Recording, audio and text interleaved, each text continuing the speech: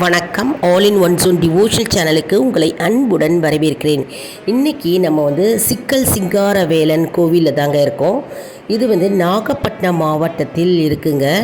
இது மிகவும் சிறப்பு வாய்ந்த கோயிலாக கருதப்படுகிறது. சிக்கல் என்ற கிராமத்தில் முருகப்பெருமானுக்கே உரிய கோவிலாக திகழ்கிறது. ஒரு காலத்தில் வசிஷ்ட முனிவர் என்ன செய்தாராம், காமதேனுவின் வெண்ணெயை எடுத்து சிவலிங்கமாக உருவாக்கினாராம். அந்த சிவலிங்கத்திற்கு பூஜை செய்து வந்தாராம். அப்பொழுது அந்த சிவலிங்கத்தை எடுக்கும் பொழுது சிக்கியதான், சிவலிங்கம் வரவில்லையாம். அதனால் இந்த ஊர் சிக்கல் என்று பெயர் வந்தது.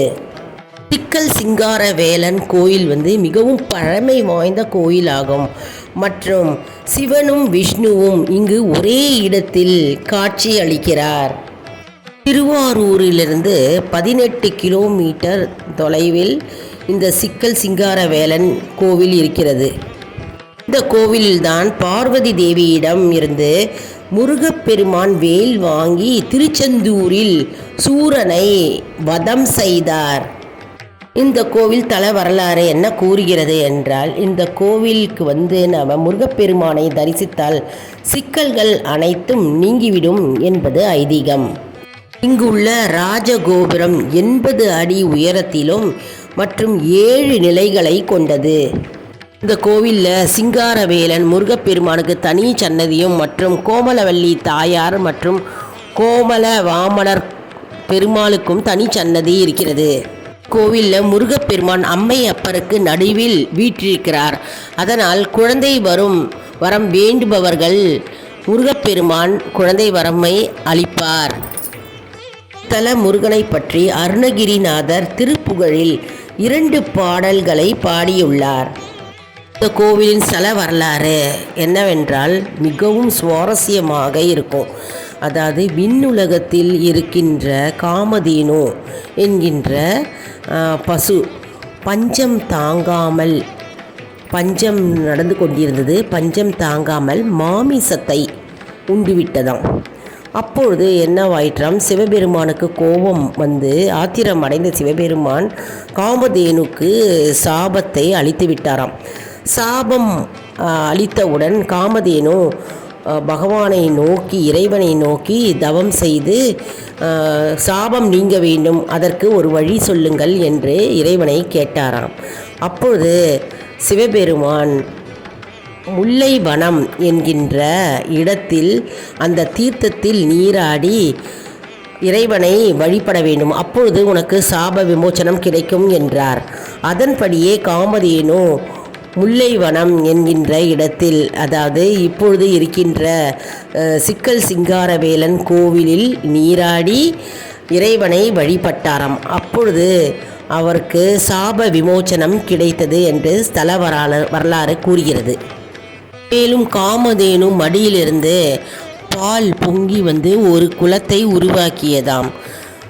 பின்னர் வசிஷ்ட முனிவர் காமதேனுவின், அதாவது அந்த பாலிலிருந்து எடுத்துக்கொண்ட வெண்ணெயை கொண்டு சிவலிங்கத்தை அமைத்தாராம். சிவலிங்கத்தை அமைத்து தினமும் பூஜை செய்து வந்தாராம்.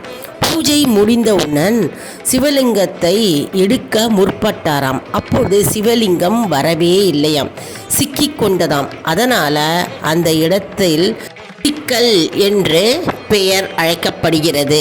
இந்த சிக்கல் சிங்காரவேலன் ஸ்தலத்தில் நாம் இருந்து நம் முருகப்பெருமானை தரிசனம் செய்து நாம் வேண்டுதல்களை வைத்தால் சிக்கல்கள் அனைத்தும் நீங்கும் என்பது நம்பிக்கை. சிக்கல் சிங்காரவேலன் முருகன் கோவிலை நம்ம ஒரு முறையாவது வாழ்க்கையில் தரிசிக்க வேண்டுங்க. அனைத்து சிக்கல்களையும் நீக்கி வைக்கும் முருகப்பெருமான் இங்கு அழகிய கோலத்தில் காட்சி அளிக்கிறார். நாம் இங்கு அவரை தரிசிக்கலாம் மற்றும் நாம் வேண்டுதல்கள் அனைத்தும் நிறைவேறும் என்பது நம்பிக்கை. இது 64 சக்தி பீடங்களில் ஒன்றாகும். இந்த இடத்தில்தான் பார்வதி தேவி தன்னுடைய சக்தியான வேலை முருகப்பெருமானுக்கு வழங்கி சூரனை வதம் செய்ய வழங்கினார். வேல் வழங்கியதால் அம்மனுக்கு சக்தியாதாட்சி என்று பெயர் மற்றும் வேல் நெடுங்கண்ணி என்றும் பெயர் இருக்கிறது. கோவிலில் மரகதலிங்கம் இருக்கிறார். கோவிலை தரிசிக்கணும் அப்படின்னா நாகப்பட்டினத்துக்கு ட்ரெயின்லேயோ அல்லது பஸ்லேயோ வந்துட்டு அங்கிருந்து 5 கிலோமீட்டர் தூரத்தில் இருக்குங்க. அப்படி இல்லை என்றால் திருவாரூரிலிருந்து 18 கிலோமீட்டர் தூரத்தில் இருக்கிறது. இந்த சிக்கல் என்னும் கிராமத்தில் அமைந்திருக்கிறது அருமையான சிக்கல் சிங்காரவேலன் கோவில் ஆகும். முருகப்பெருமானின் கோவில்களிலேயே மிகவும் சிறப்பு வாய்ந்த கோவில் இந்த சிக்கல் சிங்காரவேலன் கோவில் ஆகும்.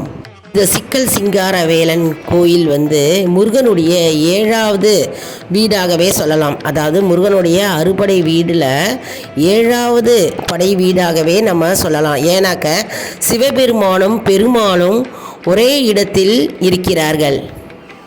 சூரபத்மனை அழிப்பதற்காக முருகப்பெருமான் இந்த இடத்தில்தான் பார்வதி தேவியிடம் வேல் வாங்கியதாக புராணங்கள் கூறுகிறது. மிகவும் சிறப்பு வாய்ந்த சூரசம்ஹார விழா இந்த கோவிலில் நடைபெறும். மற்றும் கந்தசஷ்டி விழா மற்றும் திருக்கார்த்திகை விழா போன்ற விழாக்கள் நடைபெறுகின்றன. மற்றும் எப்பொழுதெல்லாம் முருகப்பெருமான் பார்வதி தேவி தன்னுடைய அன்னையிடம் இருந்து வேலை வாங்கும் பொழுது, சூரனை அழிப்பதற்காக வேலை வாங்கும் பொழுது முருகப்பெருமானின் முகத்தில் வியர்வை வருவதை பக்தர்கள் அனைவரும் பார்த்திருக்கிறார்களாம். மேலும் இந்த கோவிலில் சிவபெருமானுக்கும் அன்னை பார்வதி தேவிக்கும் நடுவில் முருகப்பெருமான் வீற்றிருக்கிறார்.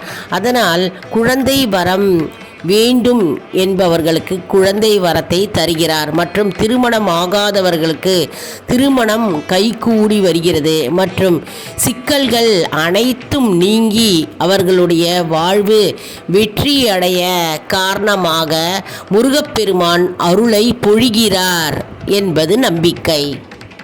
ஒவ்வொரு ஆண்டும் கந்தசஷ்டி விழாவின் போது சூரனை அழிப்பதற்காக முருகப்பெருமான் தன்னுடைய தாயாகிய பார்வதி தேவியிடம் வேல் வாங்கும்போது முருகப்பெருமானுக்கு வியர்க்கும் என்ற காட்சியை பக்தர்கள் பார்த்திருக்கிறார்களாம்.